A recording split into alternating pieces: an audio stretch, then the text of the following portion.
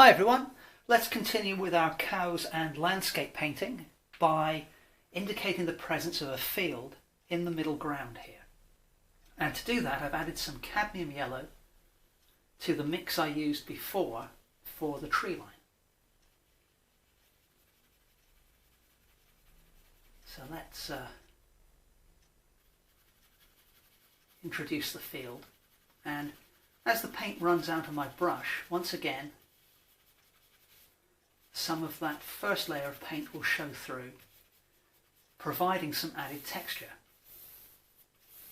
And that's the beauty of using the colour beginning. You get these effects which you can't create consciously.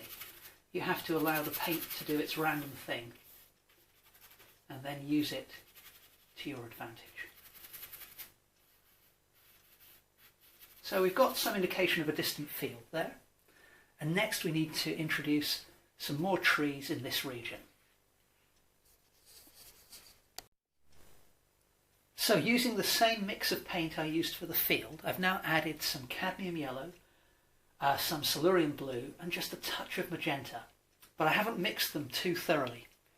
So let's see how that works to give us the effect of some trees.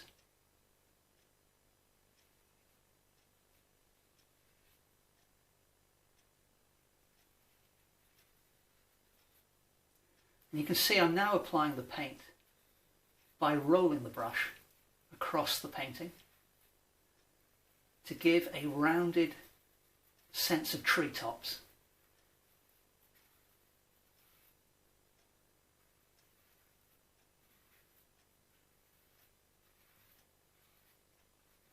And because the paint isn't mixed too thoroughly on the brush, within the green I'm getting these little bursts of magenta and yellow. Now I've made that tree line a little bit too regular in shape, so I'm just going to tease out some of the areas to break things up a little bit. There we go. So we've introduced some trees into the middle ground now, but I need to include another row in front of those.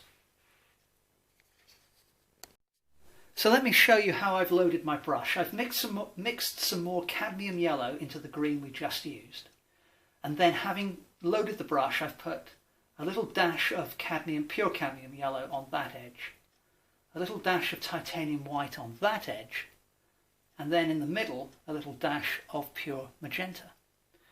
So we'll see what we get. Always a bit of a random technique, this one, so we have to just give it a go and see what happens. But let's use the same technique to put in another row of trees in front of the row that we put in a moment ago.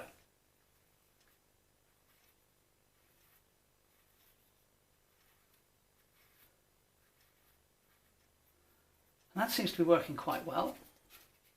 So I'm going to change the brush strokes for the area below that.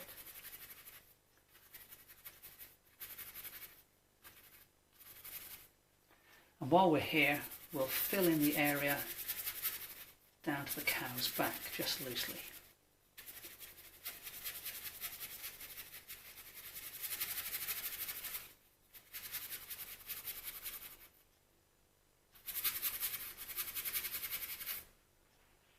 Okay, but this region I'm quite happy with now. So now I need to put yet another row of trees in, but I want to change the colour up a little bit here. So I'm going to use a mix of Silurian blue, white, with maybe just a dash of yellow ochre. So let's see what we get this time.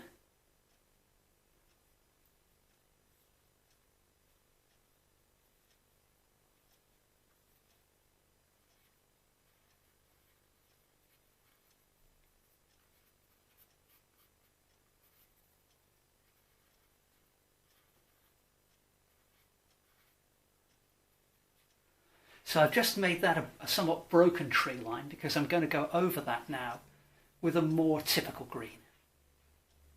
So I'm going to add a lot more yellow ochre, a lot more cadmium yellow to the mix, and we'll put that over the top of the blue. So let's add this new colour within which I've also included a touch of magenta. And if that blends in with the blue, that's absolutely fine.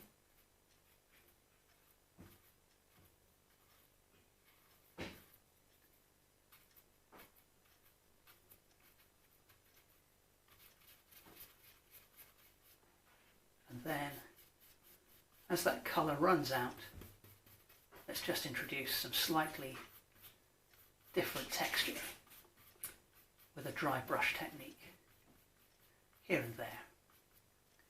So just very lightly feathering the tips of the brush